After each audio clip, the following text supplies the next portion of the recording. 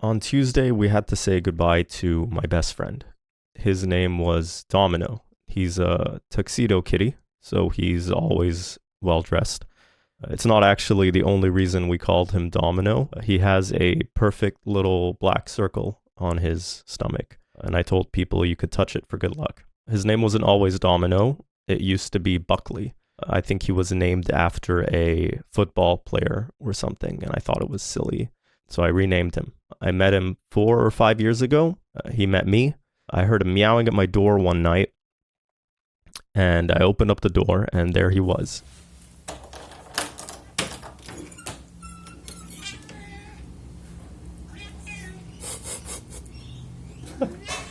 Hi, kitty. And he just let himself in. And he was so confident and unafraid, and he just explored my house up and down. And he spent a good 20 minutes here, having a little scout around before deciding to head back home for dinner. And I had to get the door for him. It turns out we had some new neighbors in the driveway. I didn't know much about the cat. It was a while before I introduced myself to the neighbors. But until then, he would come over every day. He was such a fat cat. He loved to eat, and he loved doing very little. I started buying cans of tuna to feed him, which I know you shouldn't do. He loved tuna, and he started spending so much time at our place. I actually thought he was a girl for the longest time, and I had no idea how old he was. Actually, before his name was even Domino, we called him Motorboat. He was so overweight that his mouth would hang open when he purred, and it was so loud. One day my mother came home after meeting the neighbors. She came saying, "Domino's a boy, and he's 10 years old." It seems like she just introduced herself for us. He seemed so much younger than that. One late night, it was pouring outside, and I heard meowing super late. It was around 11 p.m. He's never come over that late before. He was here every day, but never that late. He had a curfew, he wasn't our cat. I thought, oh God, what am I going to do? He just wanted to come in. So I opened the door, but I sort of shoved him aside because he wasn't allowed inside. I had to carry him in my hands to protect him from the rain, and I brought him over to his house. I knocked, and no one answered. And I think back to that day, and I think how upset they would have been if they had to get out of bed at 11 p.m. to let the cat in. It was a work day, and I found out later that Domino had been meowing, begging to go outside because he wanted to come over to my house. And the neighbors just sort of rolled over and went, okay, if that's your house, then go be with him. And they put him outside, and I didn't know what to do, and I didn't have water or food out for him, and I didn't know what to do if he needed to use the bathroom. So I let him in, but I was dead tired, and I went to bed, and I left my door ajar in case he needed something, in case he needed food or water or needed to go outside again. And I hopped in bed, and I tried to get some rest, and seconds later, I start hearing footsteps, and then I feel him jump up onto my bed, and in the dark, there he slowly climbed up on my lap and laid on my stomach. And he just stared at me, and he just loafed. He was wide awake. I was tired, and he just purred. He just did his little motorboat purr, and it was so damn loud. I barely slept, and he spent the whole night there, just on my stomach, just purring. 2, maybe 3 years passed, and the neighbors came over and announced that they were moving. Same city, different area. I was devastated. They were going to keep Domino for a bit before relocating him to their brother's farm. I don't know if that was a euphemism for something worse. It turns out the neighbors had been going through a divorce, and that possibly explained a bit on why they were so okay with him coming over as often as he was. The first question I asked was, can I come see him?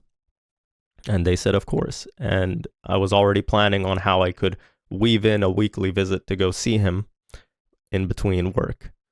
2 weeks pass, and I didn't know about this until later, but it turns out after the neighbor told us about the move, they went up and down the driveway telling the other neighbors. There's a bunch of us in the driveway, and the first thing out of everyone's mouth was, Celly's going to be devastated. They all knew how much I loved Domino. And one day, the day was here.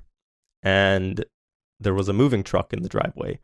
And I hear a knocking and a meowing at the door. And the neighbor was there with a bag of Domino's food and his food bowls and a feeder.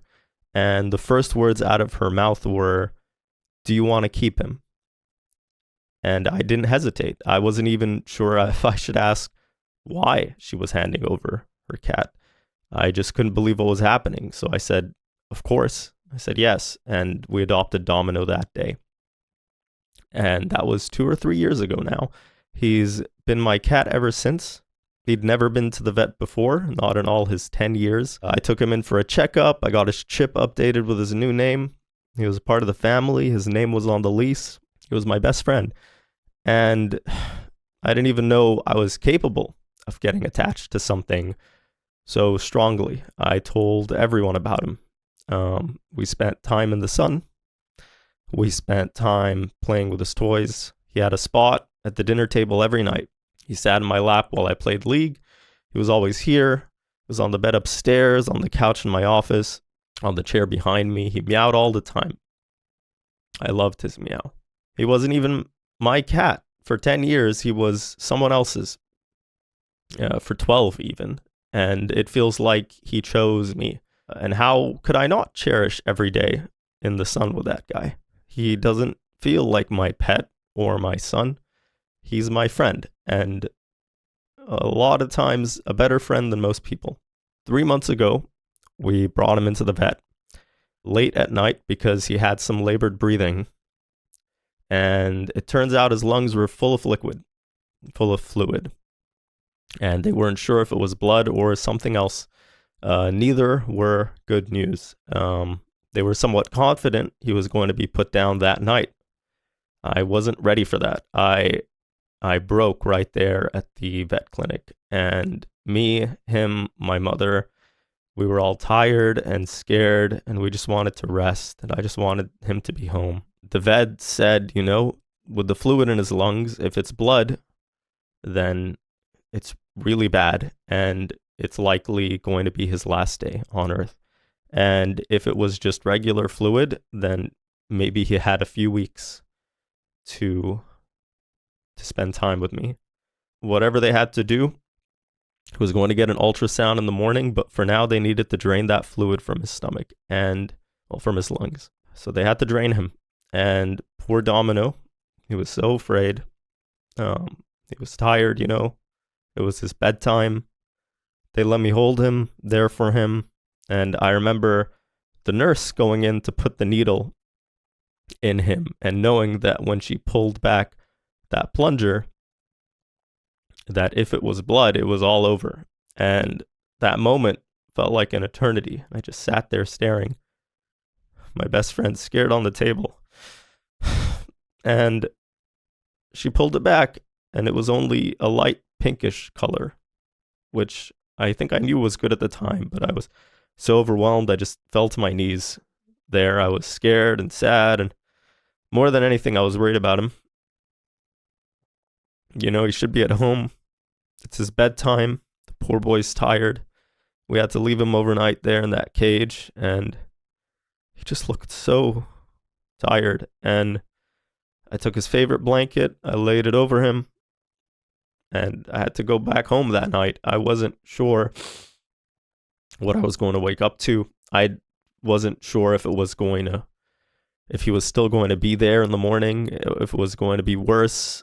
How much time does he have left? It was such a hard night for us. So he had his ultrasound at 1 the next day. I asked if I could come visit early. Came over at about 11 o'clock. I asked to see Domino, and the person in reception sort of asked one of the nurses to escort me over to him and said, "Domino's the affectionate one," which made me happy to think that he was being nice to them.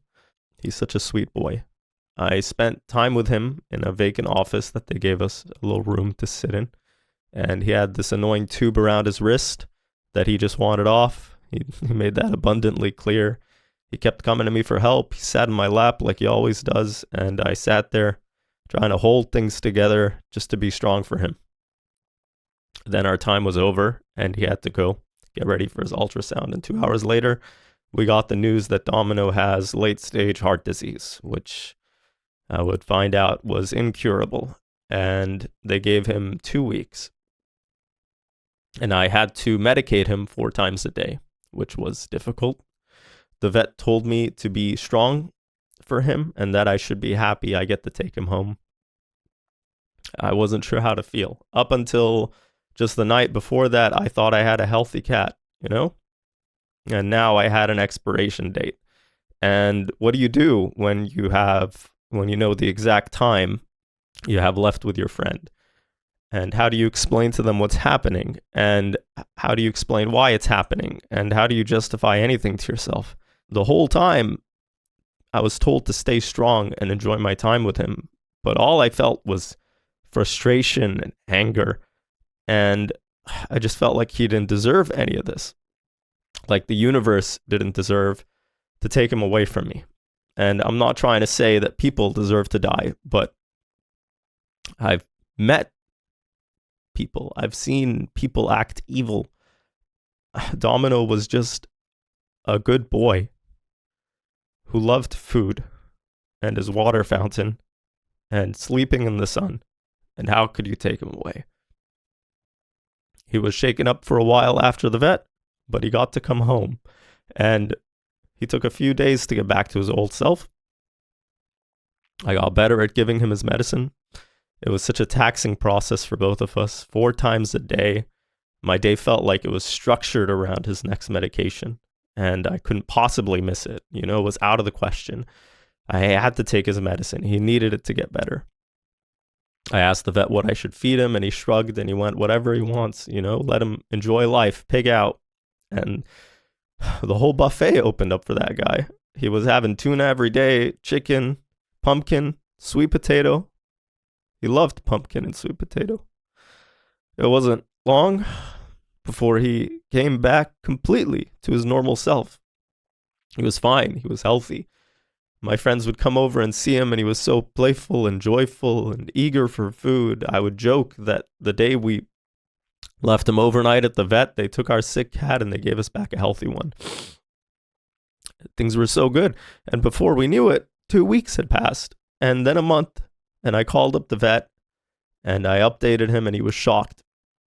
He said, let's bring him in for a checkup. And we did, and he was fine. Said, come back in a month. And I thought, man, how joyous. Another month with him. I couldn't believe it. Before we left that vet room, the vet sort of looked back at him and said, he's doing so well. That made me so happy. Felt like I was doing a good job. And another month passed, another good month with my best friend in the sun. And the buffet opened to him, getting all the love you could imagine. And I would go to the pet store and find him different things to excite him. And I learned he loved mackerel. I wish I knew sooner. He learned something new every day. And 3 months passed. 3 checkups. And suddenly he got worse overnight. Very much worse. And I had no idea what happened. He was getting all his medicine. I was doing such a good job taking care of him.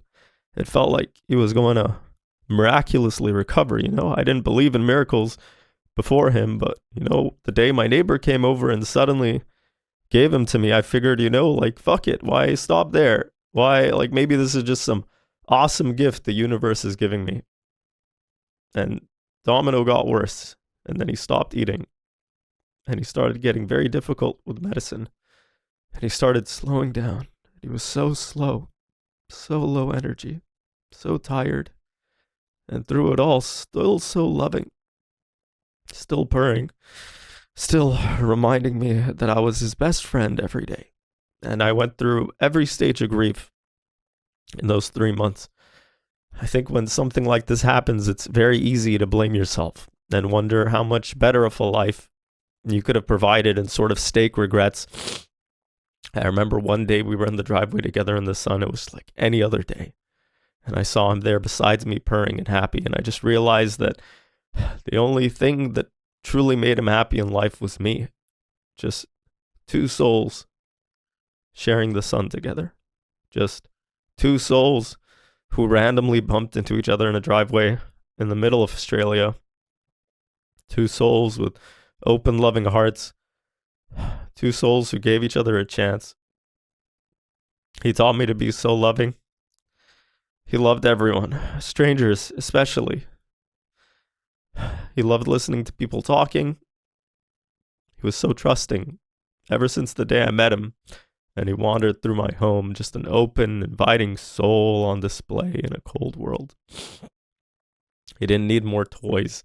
He didn't need a specific meal or a bed or a cat tree to enjoy life. We spent every day in paradise together, just me and him in the sun in my driveway. If I could say one thing to him, it wouldn't be I love you, because he knows that. He knows that. If he didn't know that by now, there's not a word in the entire language I could convey that with. I don't doubt for one instant that he knows I love him, and I know he loves me. And if I could have said one thing to him, it would probably be just to take his medicine, you know? It makes him feel better. I called a mobile vet. He came over and he gave me some pills that were meant to help his heart pump blood a bit more efficiently.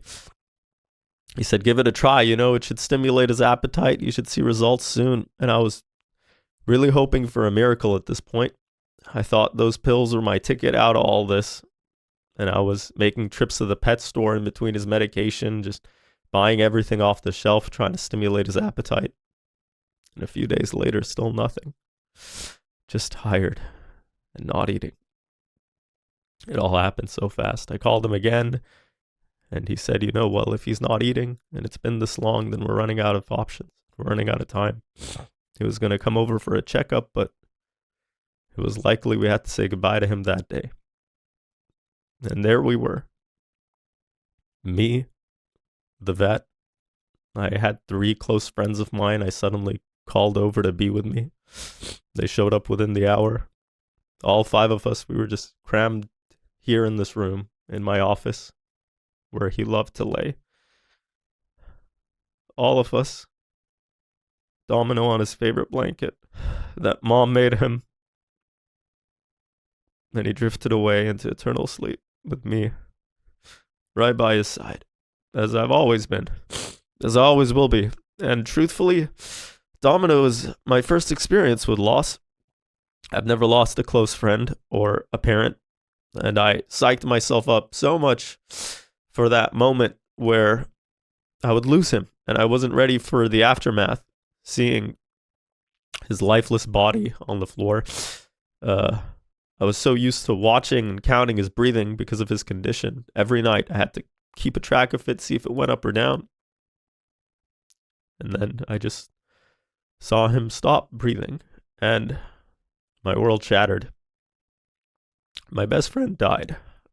He was a good boy.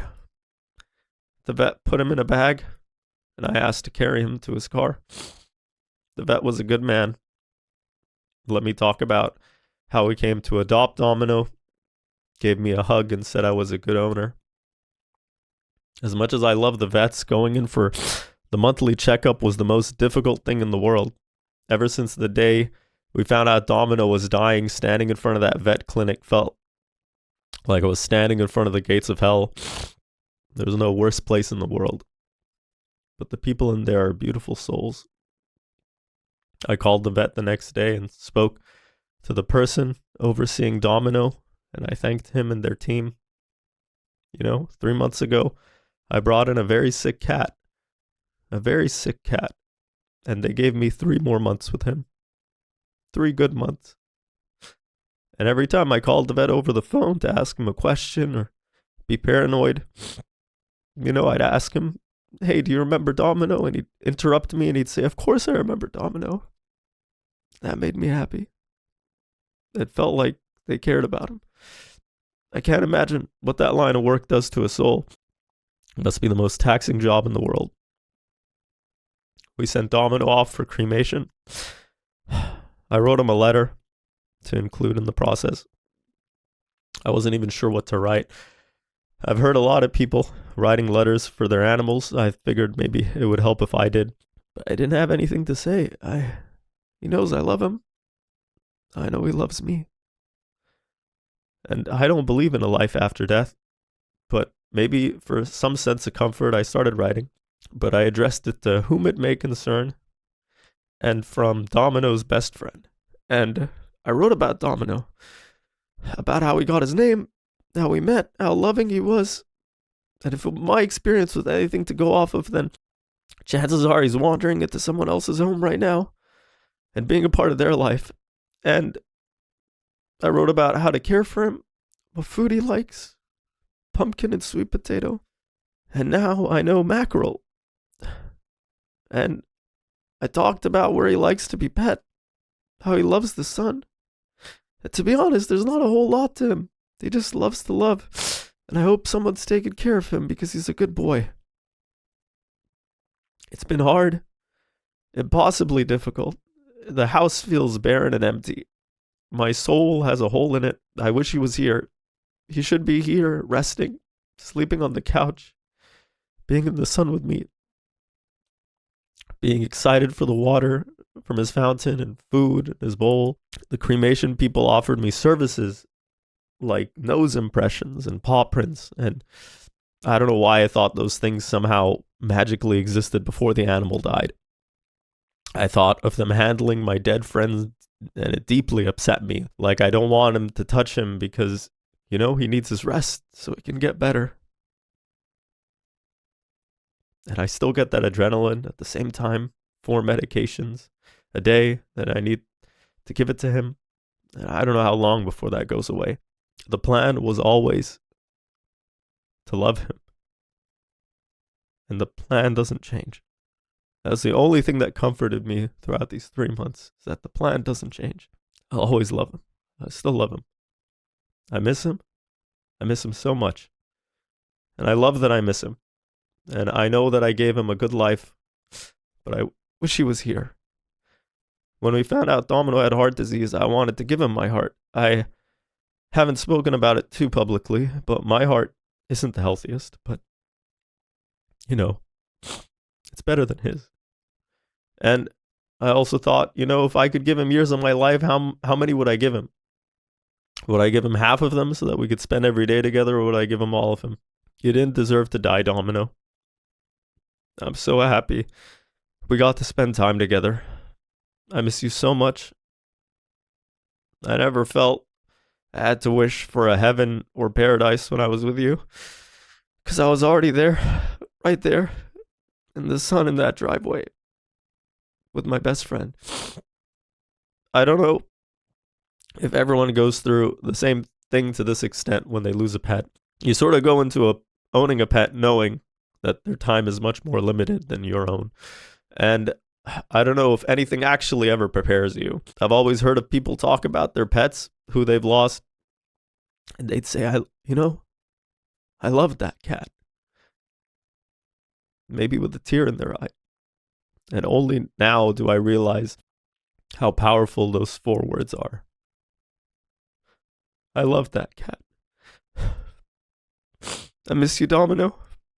I hope someone is taking care of you, and I hope I get to see you again one day. Goodbye, buddy. Goodbye.